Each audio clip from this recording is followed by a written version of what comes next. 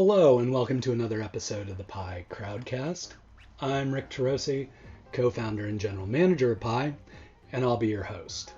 If this is your first time joining us on the Pi Crowdcast, please make sure and hit subscribe so that we can alert you to all the new content we'll be uploading. Our guest today is Pi mentor in residence Jelani Memory, founder and CEO of A Kid's Book About. Today we'll be talking with Jelani about how a simple gift for his kids motivated him to kind of reinvent the publishing industry. We'll be talking with him about the creative process they go through with authors to get the most honest and compelling stories possible.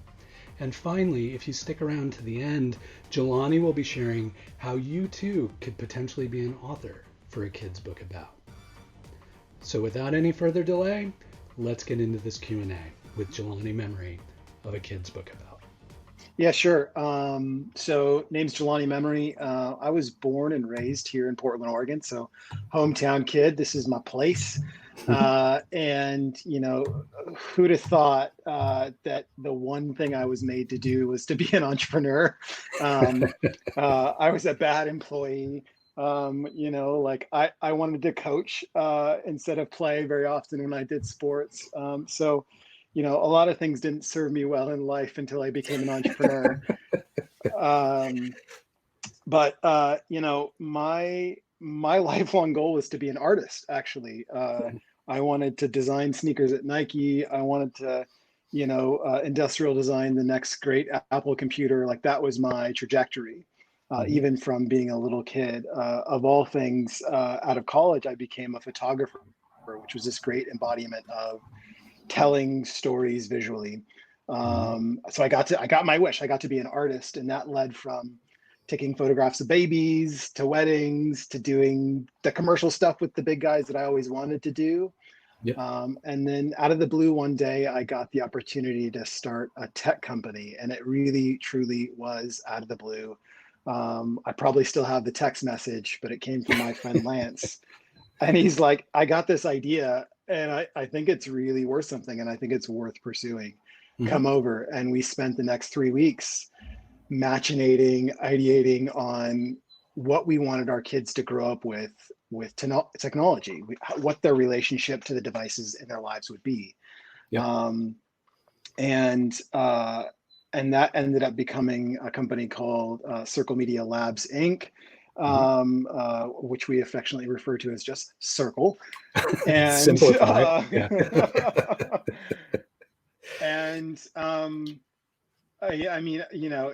It's a real fun, cute story, but going through it, building a company across 7 years, raising money, running out of it, failing, like a lot of failing, people like walking away and like giving back their shares because they're like, this is never going to be worth anything. And you like kind of halfway believing them, but going, well, why not,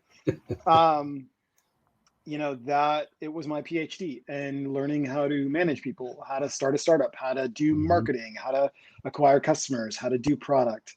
And it was a blast. And I had the foresight to understand that sort of pure, uncut garage building stage was supposed to be fun and interesting and messy.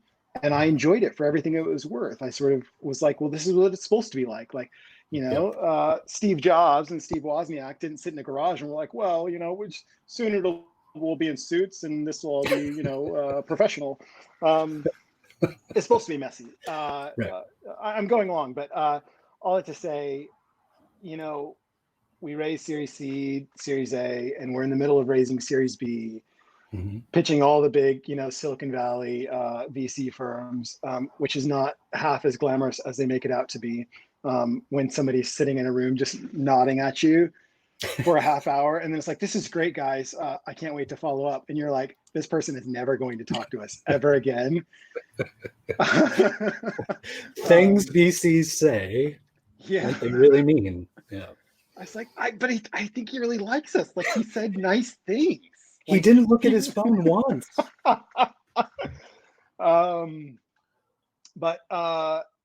It was in the middle of raising Series B that I wrote a little book for my kids. So I spend more time being a dad than an entrepreneur. I have 6 kids. Two of them are biological, 4 stepkids. So, you can imagine in this quarantine life, things are a little crazy. 6 kids at home, trying to run a business. And I'm literally in our kitchen right now. Like that's where my office is at. But I wrote a book for my kids because we talk about race, culture, color, racism a lot, and it was important for my kids of color, and it was important for my white kids to understand what racism was. So I made a book. I actually have a copy right here. Look at that, visual aids. I made this book, and this was all it was ever supposed to be. Like, printed one copy, showed it to my kids. They thought it was super cool. But I had the good fortune of having some really smart friends around me who were like, you should do more with this. And, long story short, that led to me leaving Circle under really fantastic, great terms, like unheard of terms, really friendly, and taking a shot at trying to this will sound so cliche and hyperbolic, but trying to make the most important books for kids that have ever existed. So, no small feat, right? But I just realized, I watch my kids and I watch how complex their lives are. And I thought there's something that needs to exist here for the kids who are going through it. So, titled it after that first kids book, a kids book about, and left that empty blank space for anybody to fill in what they thought those kids' books should be about. And that's turned into our customers coming to us and telling us exactly what they want us to write about, whether that's empathy or money or belonging or failure or loneliness or death. And so we're excited to tackle all of it. Nuts and Bolts, we're a direct consumer kids publishing company. So 99% of our books are sold on our website, which I see somebody has done so kindly and linked there. Thank you, Rick. And look, this is my second go at this company building thing, and it's still hard. It's still not easy. Rick, I still ask you for those intros, but it's fun. It's really fun, and nothing is as pure as having an idea and trying to figure out how to execute that and make that a reality. And there's no other job like it in the world, I don't think. Maybe NASA, maybe they have jobs like this. I don't know. But doing a book is one thing. Like, becoming an author is a hard thing, having worked in books long ago. Why also take on this whole new way of writing books and publishing books and kind of reinventing the way a book goes from concept to consumer? What possessed you to do that?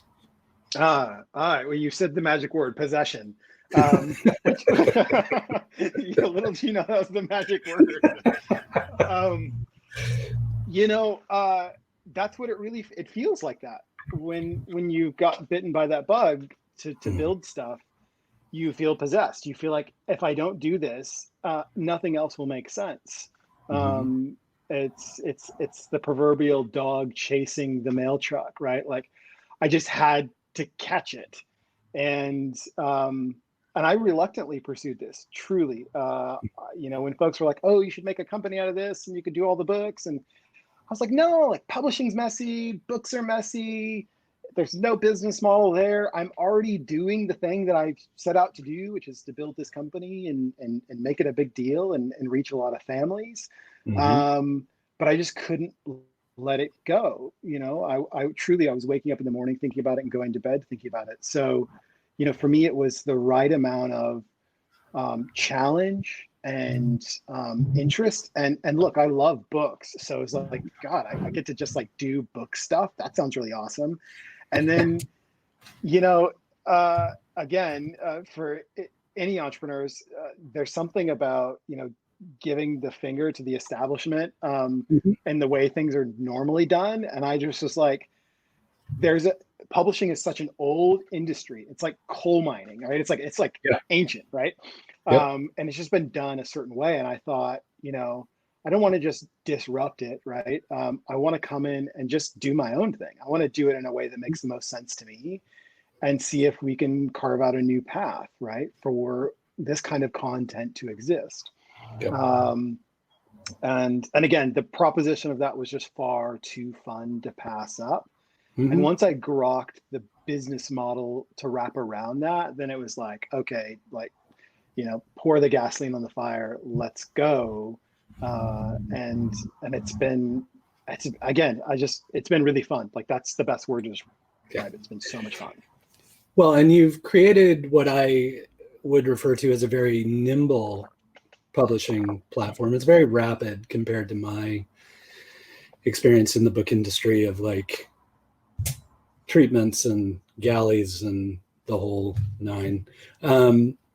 So 8-10 weeks ago, another hard conversation crops up around COVID-19. And would you describe how a kid's book about reacted to that situation?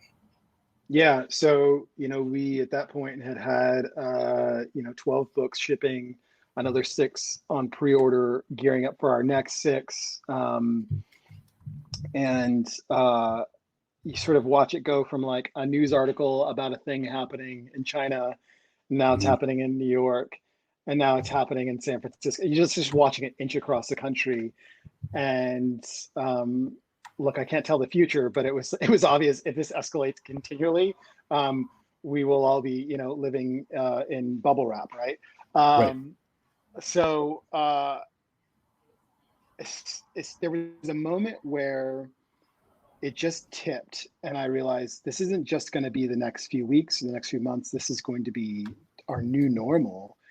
And I found myself going home from work trying to explain to my kids what was coming and not having the answers. And that sort of persisted for a week until things escalated. And it was like, it seemed like working from home was going to be on the horizon, that offices were going to close down, et cetera.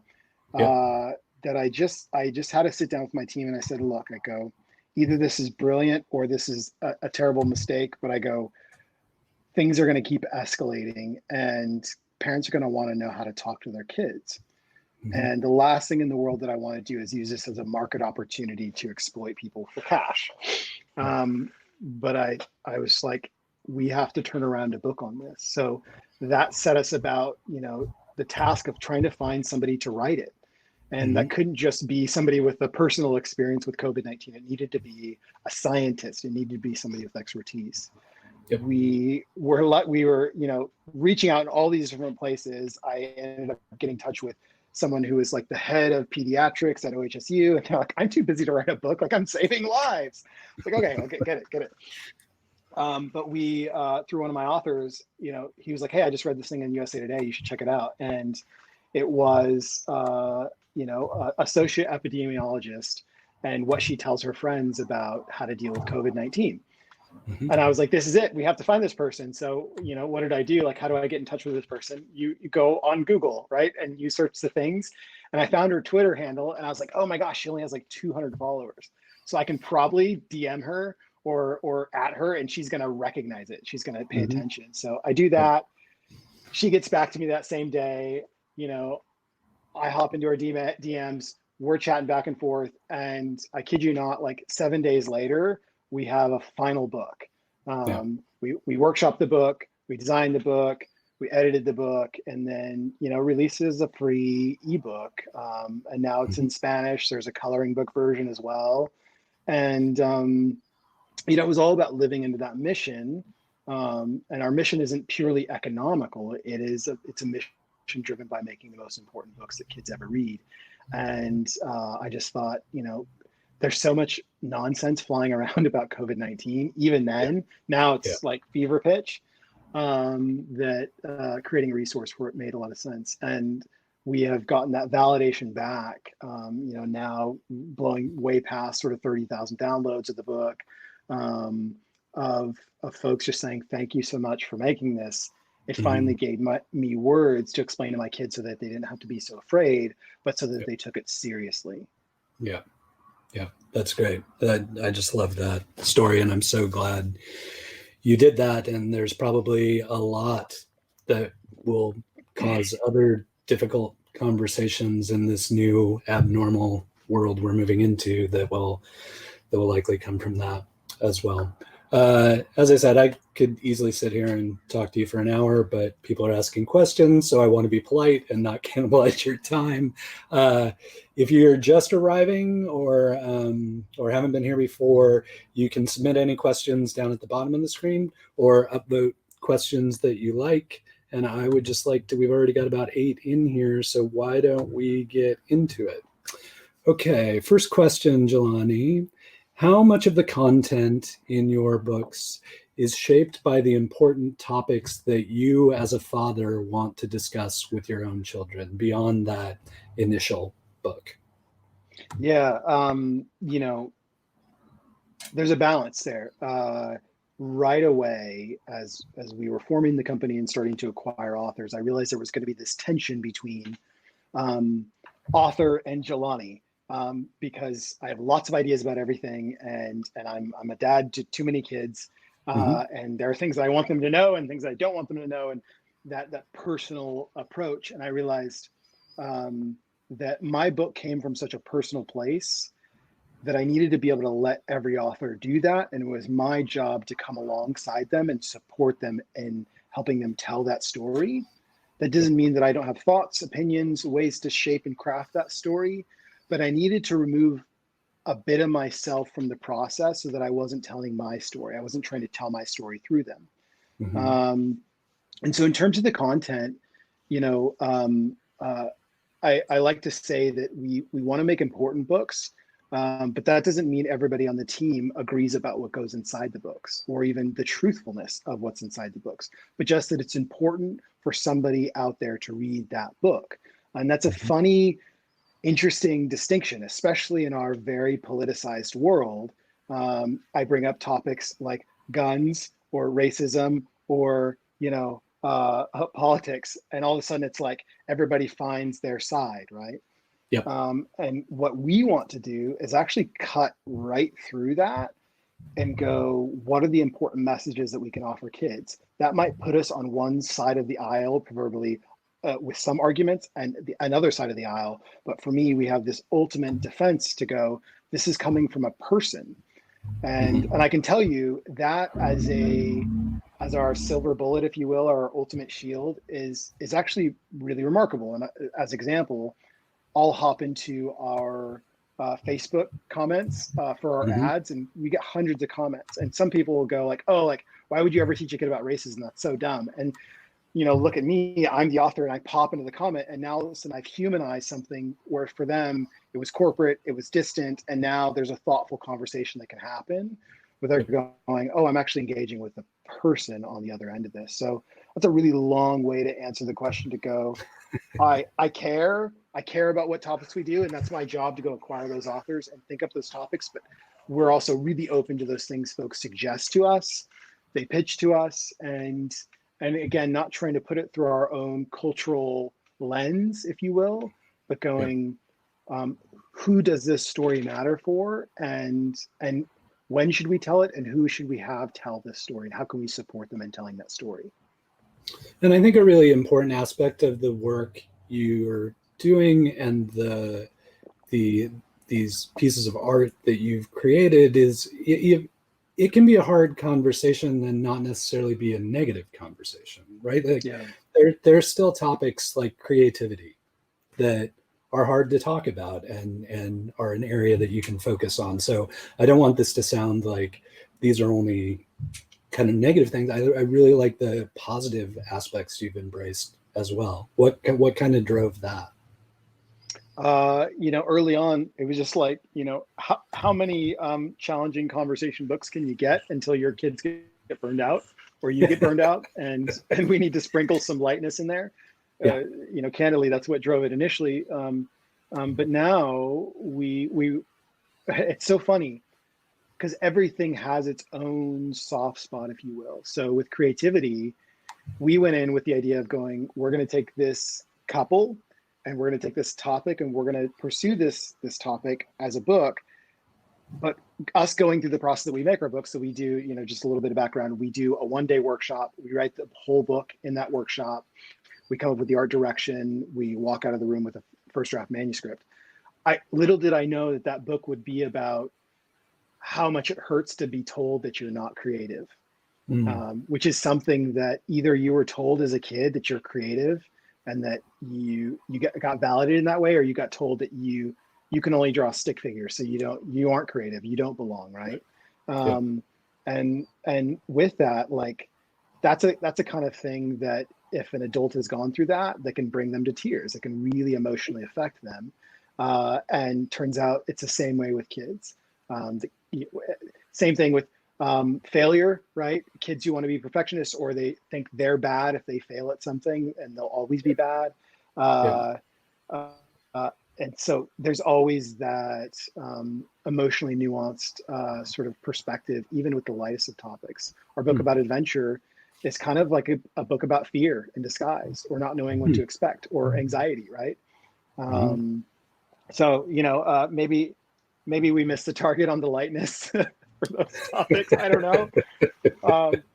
But I tell you, parents, you thought you were getting a light book, but it's a heavy conversation anyway. our customers, all day long, they send in ideas for us to do the most challenging topics, even for adults to talk about. They want us to make books for their kids. And that to me is the most encouraging thing, is people want us to go there. Yeah. Yeah. Well, and it's really amazing how providing that platform, even that just simple inroad to having the conversation, it kind of snowballs, where people want to have more of those conversations with their kids, which is great. Yeah. Shifting gears a little bit, what's the business model look like on the self-published book business? Is there a financial outcome you're personally hoping for beyond the meaningful impact the books themselves will make? Got it. So business model. Look, I'll be straight up. Publishing is a bad business. It's not a good business. And so to that effect, we decided to sort of buck all the normal trends that someone would do with a publishing company and try something completely brand new. So, the first is how you go to market. Instead of going through wholesale distribution channels, big box retailers, we decided to go direct to consumer. That afforded us a direct relationship with the customer, which meant that we could not only go acquire them, but we could go reacquire them or get them back as a repeat purchaser, so more revenue. That also meant that we understood those customers. So from a marketing perspective, we could go and target lookalike audiences, similar folks. It opened up the possibility of doing a subscription. I mean, anybody have a book subscription from Barnes and Noble? Probably not, but you might from Amazon, right?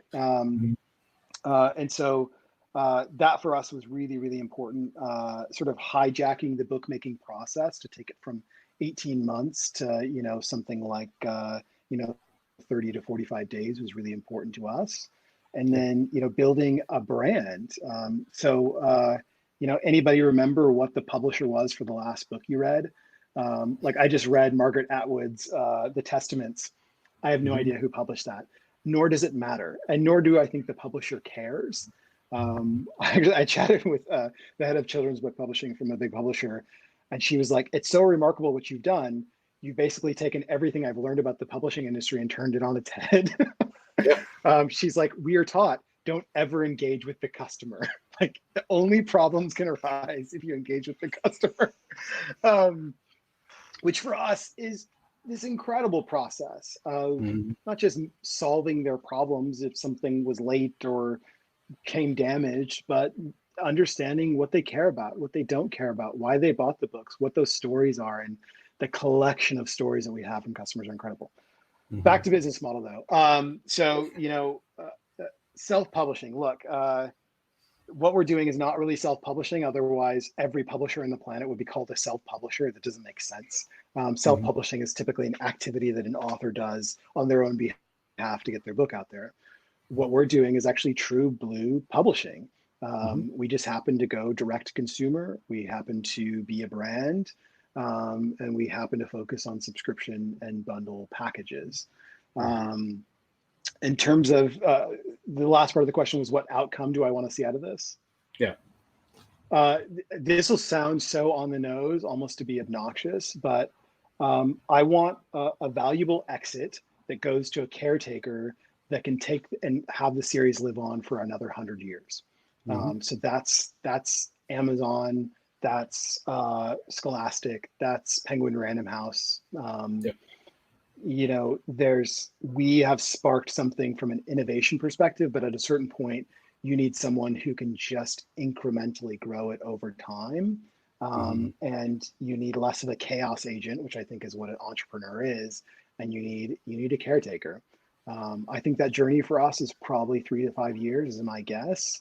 And why a valuable exit? Because I like the idea of having enough financial freedom to go do whatever else I want after this, for sure. But also to open up the sector to show that there's viability in this kind of business model, especially in publishing, because guess what? Publishing has not changed for a very, very long time.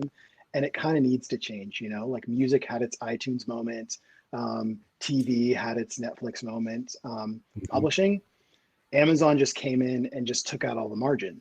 They didn't make any better content exist in the world. So my hope is this is sort of the start of something new and novel in the publishing world.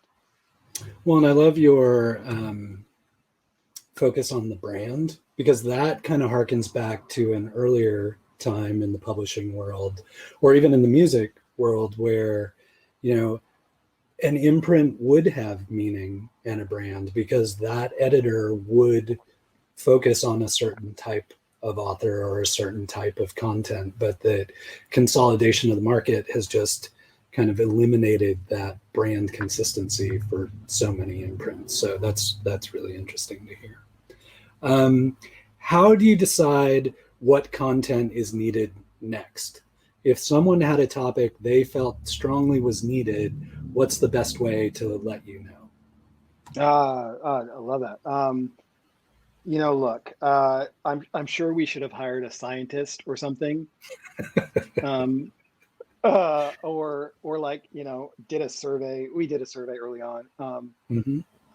This is where I'll put myself forward as sort of, if I had a founder persona, it's product visionary. That is the only thing I'm good at. Everything else I kind of suck at and just kind of get by at.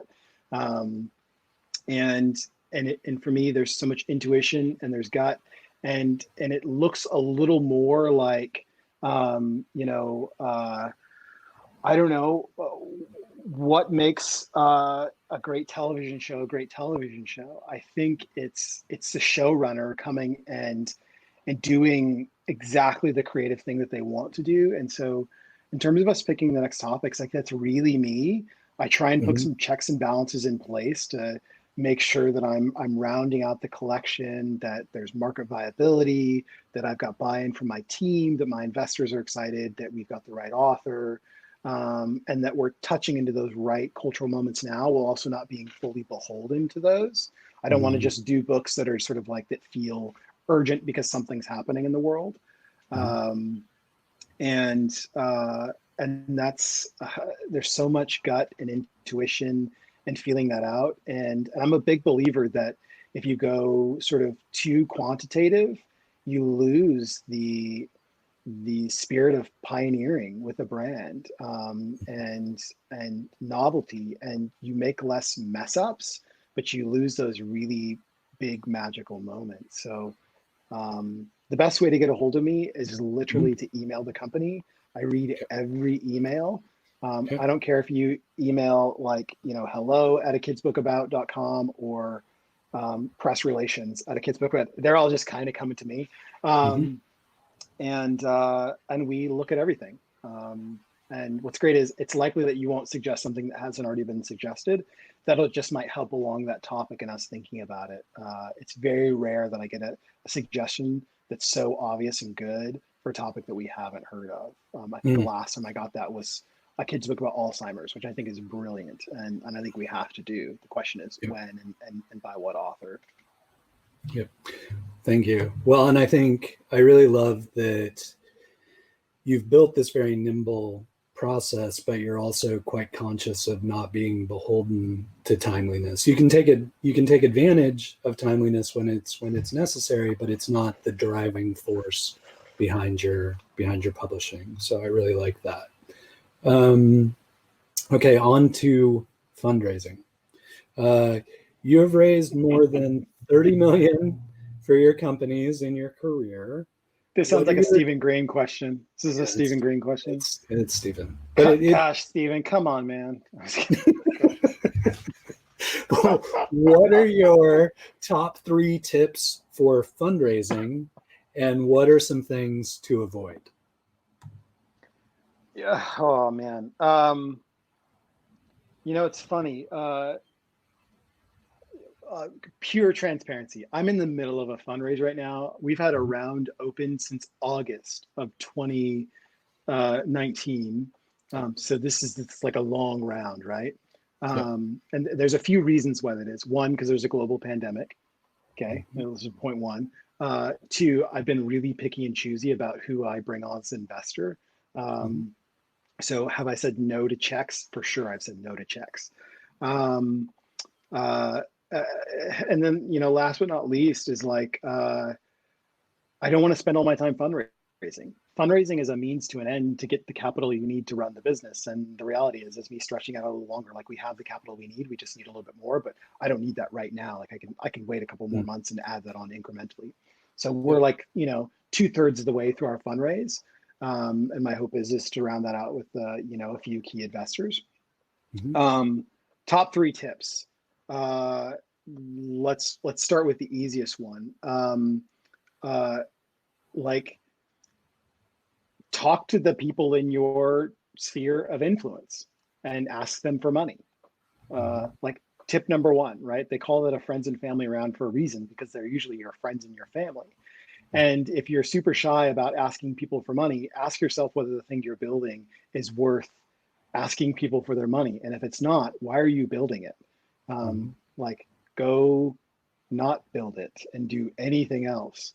But if it's so good, if it's so important, if it matters so much, then it should be a pleasure. It should be a gift to somebody as a friend or a family member to give you money for that thing. And even maybe for you to lose their money because the thing that mattered so much that you were building. So tip 1, right? Just ask the people around you. Tip number 2 is, I don't know, like find investors who invest in the kind of thing that you make. I've gotten quite a few no's, but a lot less this go round fundraising than before, because I just don't even try and talk to investors who are going to say no to me, because the reality is every investor has a thesis around what they invest in. I had actually a VC write me a personal check for a company because she was like, our firm doesn't even write checks for consumer products. Like we only do software. It's like, great, we're not software, but she loved what we were up to, and so she wrote a check. So figure out the thesis of that angel investor or that VC firm or the whoever, and figure out whether you're a fit for them. Because it's not like they won't like you or they won't like your idea. They just might not like your category. And that actually matters far more than you ever imagine. Investors can't see the future. They just see what's right in front of them.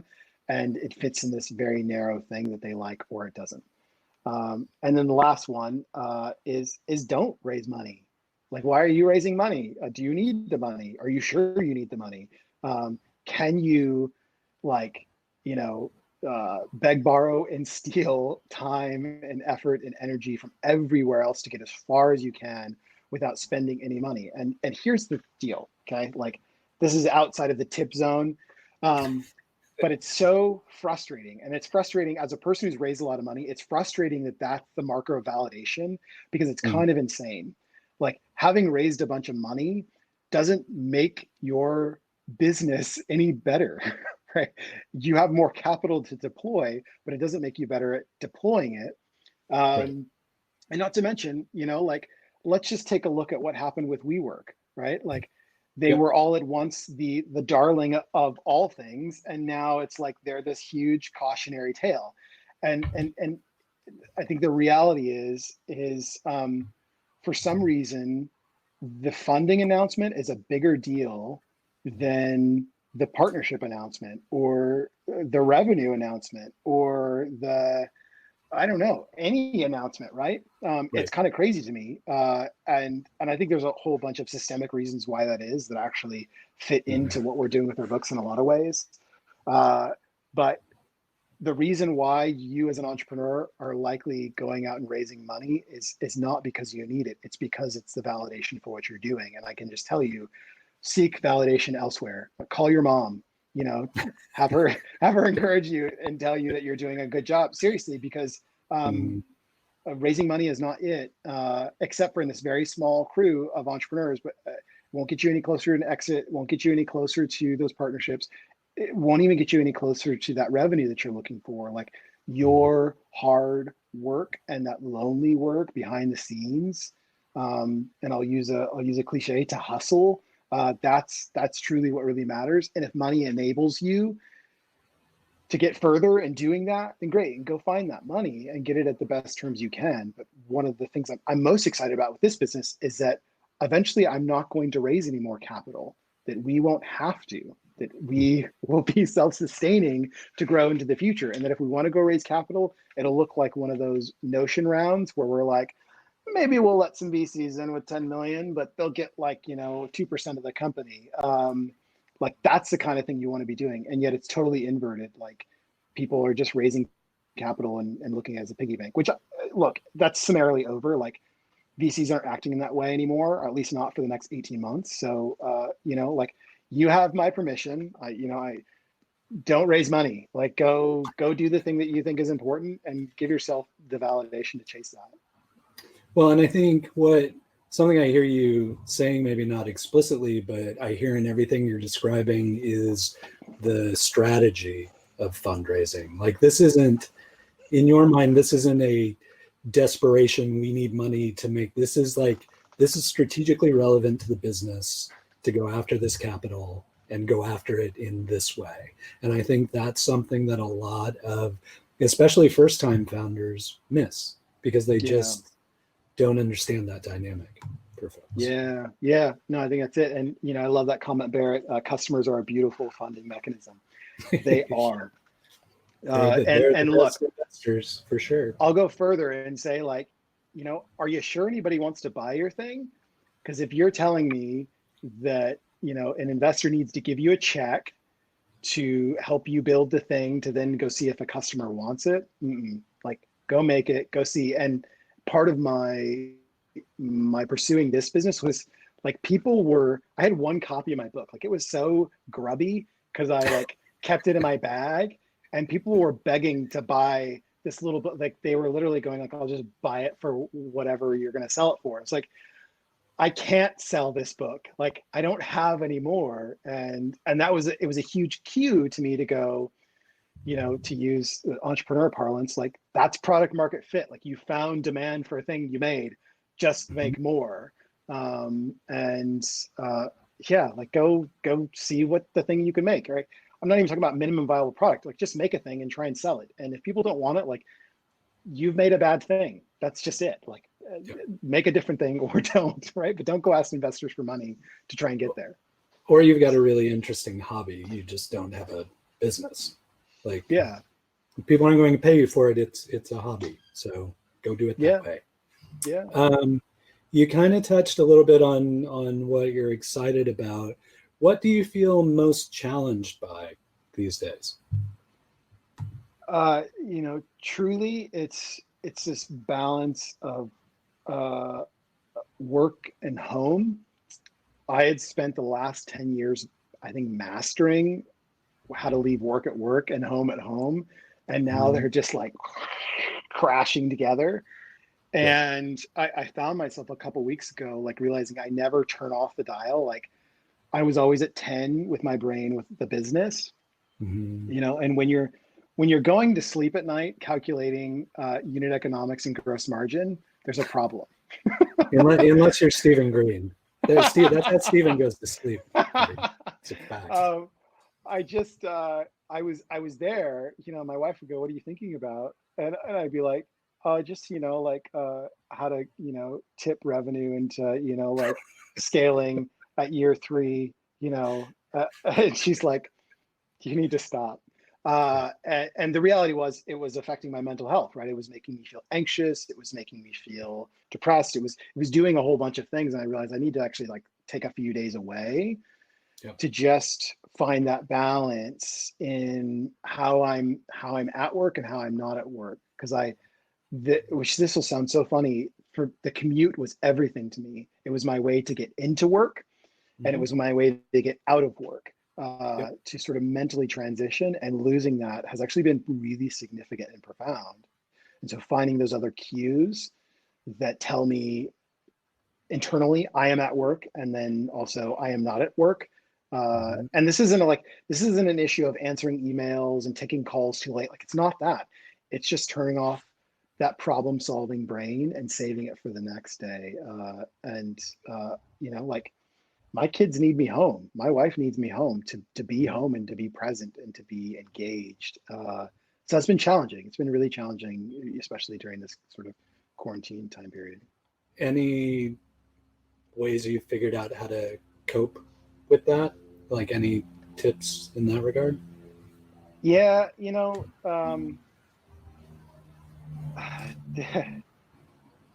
that the business just really isn't that important. Like, I'm not that needed.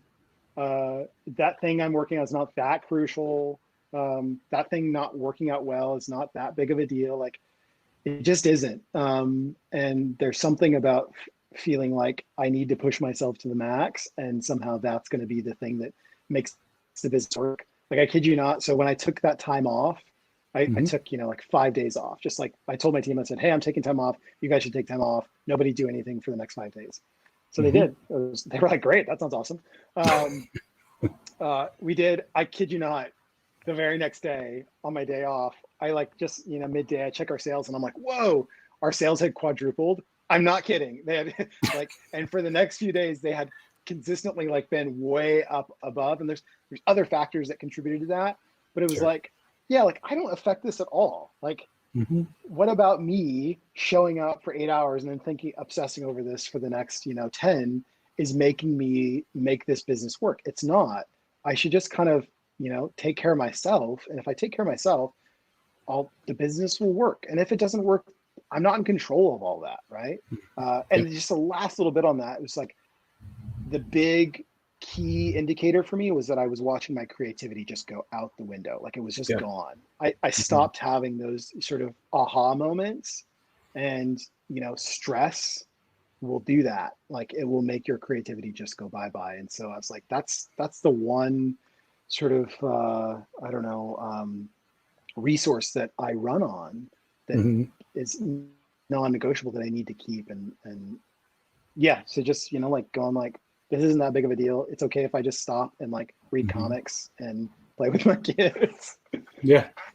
Well, and I think that going through this situation, what I've been trying to share with founders is this is the first time in my professional career where you've truly had that luxury of time where everyone's hitting pause. And if you don't take advantage of that, you're missing out on something, because as things return to a new normal, I worry that we're going to get caught up in that hustle again. And this is really kind of a really interesting global pause for folks in a really meaningful way. So I'm glad you took some of that time. You touched on this a little bit, but just in case you want to share any more, what is your process for developing a book with the kids' book about family? And how do you work with an author to help them create the best book possible? Got it. So, we do author acquisition by either inbound request, hey, I want to write a kid's book about blank.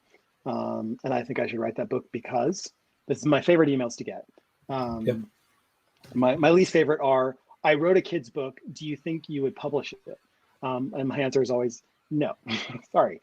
And that's because the second part is, once we acquire that author, we develop that book together. In fact, I intentionally have the author not do any pre-prep work, because the folks that we bring on, they have a deep personal story with their topic. And that's in as much as they can convince us that that's true. Not too hard to sort of suss out whether that's true or not, by the way.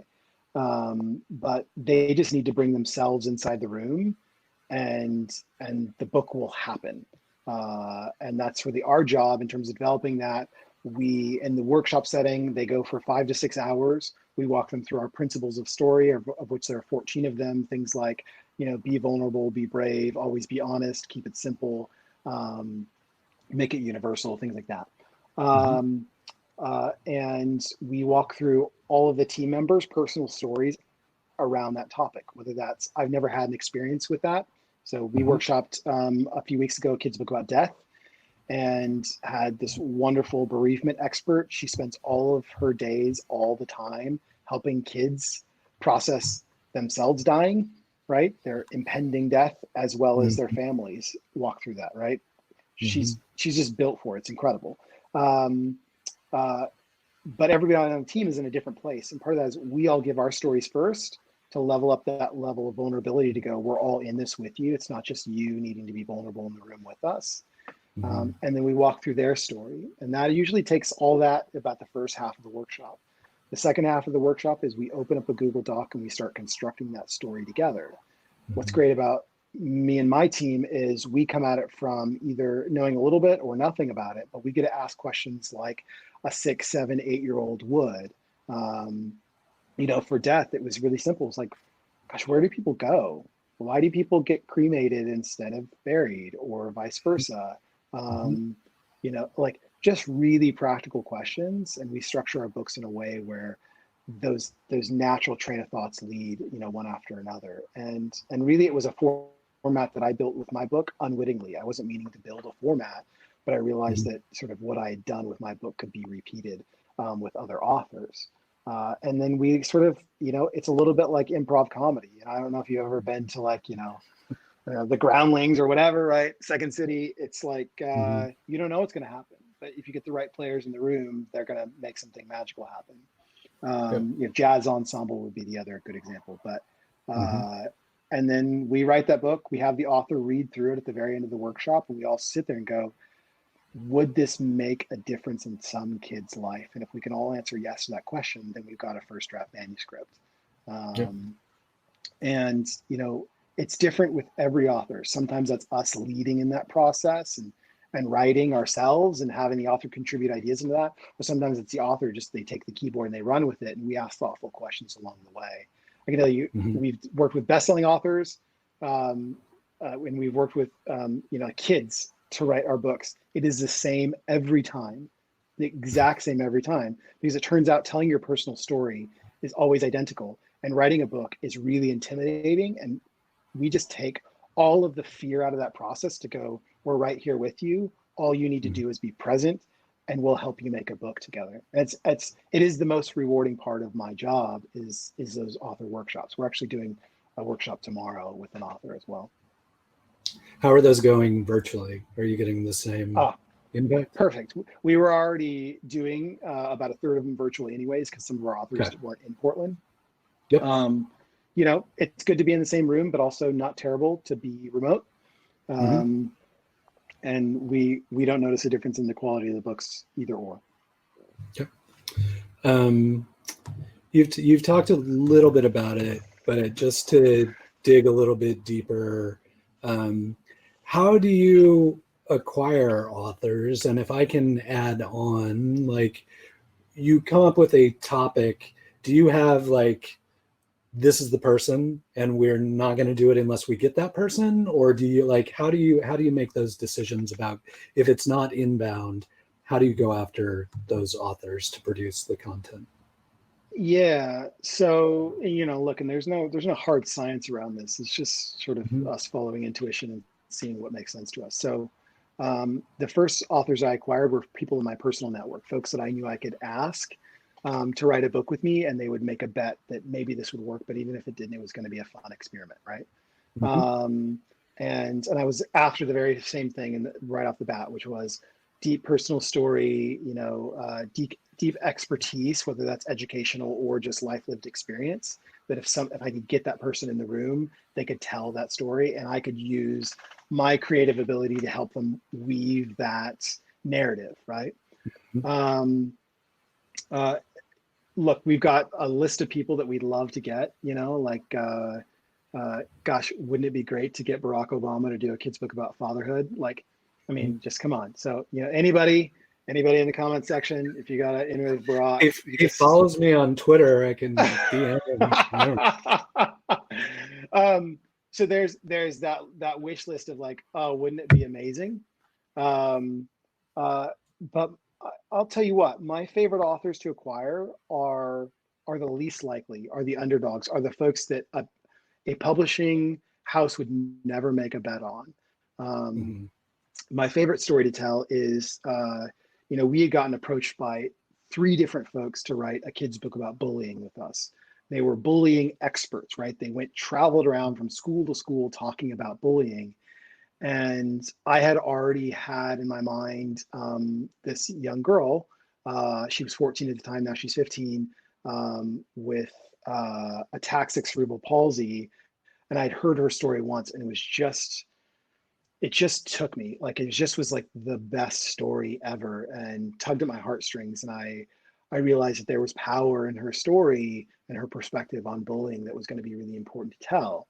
And so we did a very unconventional thing. We got a kid to write that bullying book, who has no platform, who has no ability to get that book to sell, right? Who has no blog, followers, no email list, no Twitter followers, which are all typical publishing world things.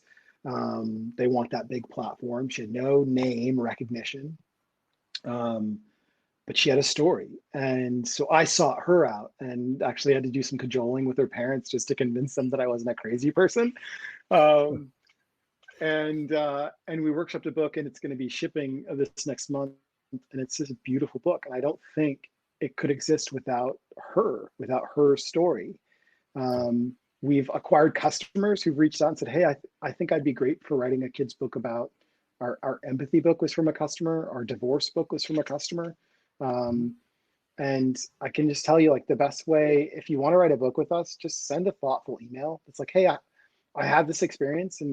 And for us, it's not, it's similar actually to the investment question. We might say no to you, not because your story's not cool or not because you don't make sense, but because we're thinking about the broad collection and making sure that we have a diverse group of authors. There was a moment where I realized we were just acquiring too many men, and I was like, all right, a hold on any more dudes, like, we're going to diversify here.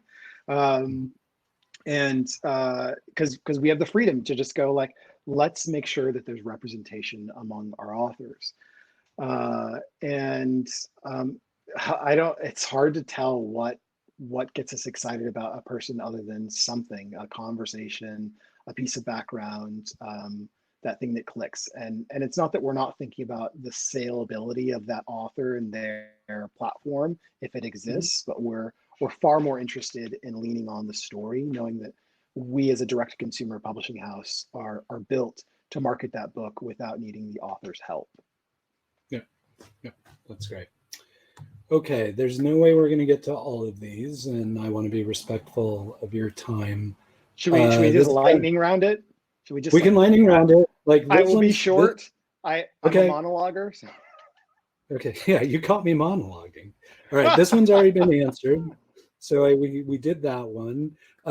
What apps do you use to research and manage the workflow from development through printing of new titles?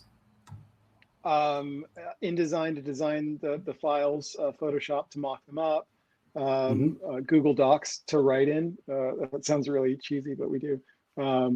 We run our store on Shopify. We use Notion to categorize stuff. Gmail for email, because why not?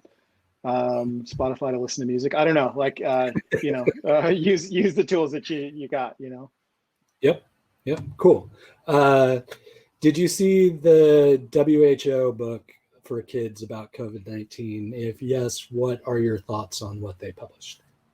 I didn't see it. That's awesome. I'm sure it's great, or maybe it's not great. I have no idea. There's a link here, so you can go later and check it out. Great. What do you use as a print engine? Is it Ingram Spark or something else? No, although Ingram Spark is a good platform. So we don't print on demand. We buy in wholesale quantities, and we've got our printers out of Chicago, and we've got some relationships with folks in China. We haven't pulled the trigger on that yet, and we're looking at somebody in New York for a new form factor. But yeah, that just came out of me pitching the business to somebody else. So yeah. Yep, and the other question was right in line with that one, so you're done. Good lightning round. Now to turn the tables on you. We already have the chat working on getting Barack for you, so you can't ask for that. But what can we as a community be doing to help you, Jelani, and a kid's book about? It's really simple. When you ask your local bookstore if they have our books, they then email us and go, people are asking for your books. Can we have them? And then we say yes, and we send them and sell them, or start a wholesale account. That's been true of libraries, schools, bookstores. Second is find a book that fits a kiddo in your life. You'd be hard pressed to probably not find a book on our website that doesn't fit some kid in your life, whether that's your own kid, a niece, nephew, if you're a teacher, etc. Try and look, buy one of our books. We like customers, right? Yeah. And then the last bit is, if it hasn't already been clear, we are looking for more stories to tell. That's really important to us. So reach out to us if you have something that feels really important and personal. Send us an email and we'll read all of them, and maybe you'll get to write with us, maybe you won't, or maybe you'll help us find somebody to write with us. That's awesome. Thank you, Jelani. Thank you so much for your time. Thanks to everyone for the amazing questions. I thought those were really thoughtful, and always appreciate everybody making the time to show up and chat with our